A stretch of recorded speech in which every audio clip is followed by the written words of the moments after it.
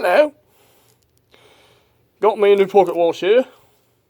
The other one with the steampunk design that I was working on, it's giving me some more issues.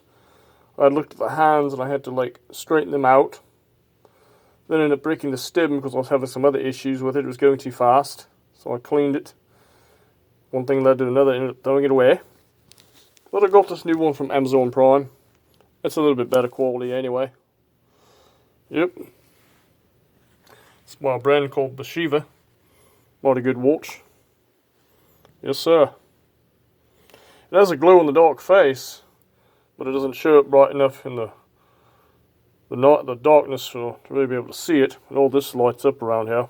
Cost me about $28 for tax. Pretty good though. Yeah. Yeah, so I'd make a little video about that. Nice looking watch. Now I have two of them. I plan on getting some more as time goes by. You know. Yep. That's gonna do it for now. Y'all take care.